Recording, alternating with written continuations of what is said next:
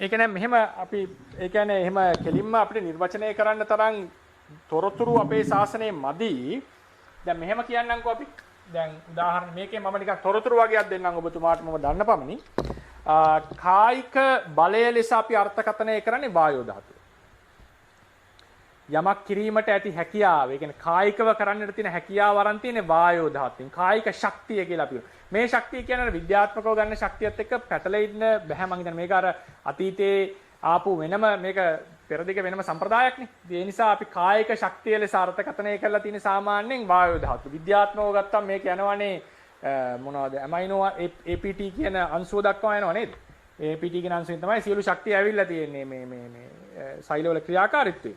ඉතින් ඒ න්‍යායෙන් ගැලුවොත් ඒක ඒ කියන්නේ අපි මොනවද විද්‍යාත්මක න්‍යායෙන් මේකට ඇප්ලයි කරන්න ගත්තොත් අපිට විද්‍යාත්මක ක්‍රමයේ පැහැදිලි කරලා මේකත් එක්ක සංසන්දනය කරන්න වෙනවා. මම ධර්මයේ තියෙන ඒ කියන්නේ ධර්මයේ විතරක් පැත්තෙන් ඉඳලා කතා කරොත් අපි සාමාන්‍යයෙන් කියනවා කායිකව යමක් අපි තල්ලු කරන්න ඔසවන්න අවශ්‍ය නම් ඒ බලය අපි ගන්නේ වායෝ ධාතුව හරහා කියලා කියන්නේ. ඒකට කියනවා කායික වීරිය කියලා අපි කියලා තියෙනවා. වායෝ ධාතුව කියන්නේ කායික වීරිය. ඕක තමයි වචනේ දෙන්නේ. කායික වීරිය වෙන්නේ වායෝ ධාතුව.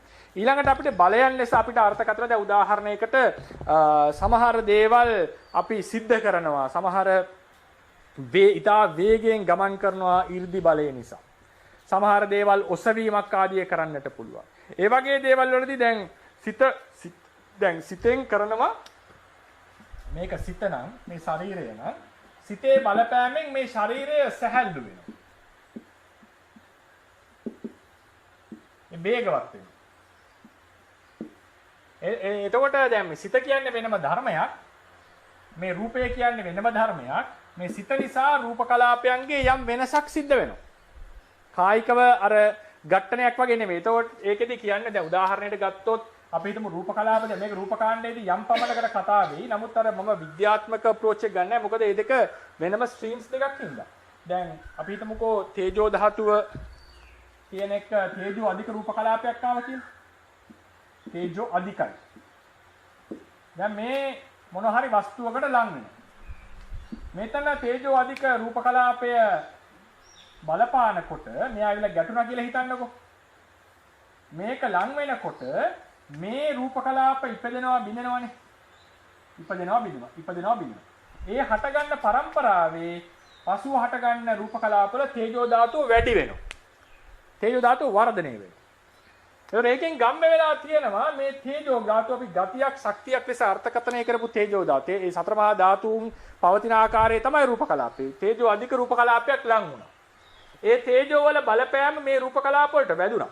එතකොට යම් වෙනසක් සිද්ධ රූප කලාප ඇතුලේ ඒක රුප්පණය කියලා. රුප්පණ වර්ග දෙකයි. සන්තති රුප්පණේ ශනික රුප්පණේ. එතකොට ඒකෙදි ශනික රුප්පණයක් වෙනවා රූප කලාපයේ ඇතුලේ.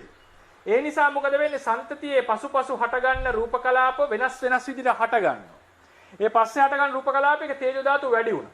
එතකොට අපිට තේරෙනවා මේ තේජෝ මෙතන අවකාශ දැන් අපි මේක ලං වුණා කියලා හිතමු කමන්න. අපි ගොඩාක්ම ලං කරලා ගමුකෝ. මේ තේජෝ මෙතන මේක නිසා මෙයාට යම් බලපෑමක් වෙලා තියෙනවා.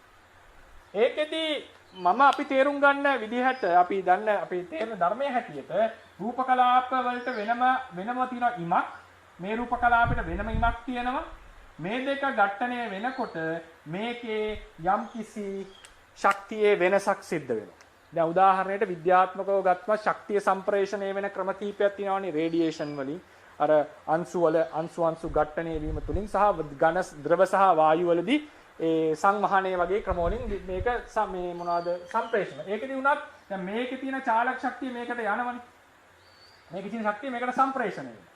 ඒතර අපිට ඒක නිර්වචනය කරන්න බෑ මොකද්ද ශක්තිය ලෙස ගියේ කියලා. විද්‍යාත්මකව අපිට කියා ගන්න බෑ ශක්තිය කියන එක හරි අමාරුයි නිර්වචනය කරගන්න. ඉතින් තේරවාද ශාසනයේ හැටියට මේ තේජෝ ධාතුව අධික තේජෝ නිසා මේකේ තේජෝ වල වෙනසක් සිද්ධ වෙනවා. මේකට බලපෑමක් සිද්ධ වෙනවා. එතකොට අපි ගැඹුරට ගියාට පස්සේ ශක්තිය එහෙම සම්ප්‍රේෂණය වෙනවා කියන කතාවේදී මේ තේජෝ නිසා මේකේ යම් බලපෑම මේ රූප කලාපය නිසා මේ රූප කලාපයට බලපෑමක් සිද්ධ වෙනවා. ඕකත් එක්තරා ශක්තියට සම්බන්ධ දෙයක්. අපි කායික ක්‍රියා කරනකොට වායෝ ධාතුවෙන් වීර්යය ආවා කියලා අපි කියනවා. ඊළඟට ශක්තිය කතා කරන ක්‍රමයක් තමයි ඕජා රූපය. ඕජා රූපය නිසා ශරීරයේ සියලු රූප කලාප ප්‍රබෝධමත් වෙනවා. ඕජාව ගත්තම සියලු රූප කලාප වලට ඒක බලපානවා. ජීවිතේන්ද්‍රිය කියන රූපේනුත් ඒ වගේ සත්‍යයන්ගේ රූප කලාප වල යම් ජීවත් කරන ගතියක් ඇති වෙනවා. මේ විදිහට තේරවාද ශාසනයේ ගත්තම ඒක කෙටියෙන් ගත්ත මම හිතනවා ඔබතුමාගේ ප්‍රශ්නේ හැටියට දැන් ගති ස්වභාව ටිකක්ම තමයි මේකේ තියෙන්නේ. ඒකෙන් ශක්තිය ලෙස අපි අද හිතන මානසිකත්වයෙන් ශක්තිය ලෙස නිර්වචනය කරන්න වෙන්නේ සමහර ධාතු ටිකක් විතරයි. සිත කියන එකේ ලොකු ශක්තියක් තියෙනවා.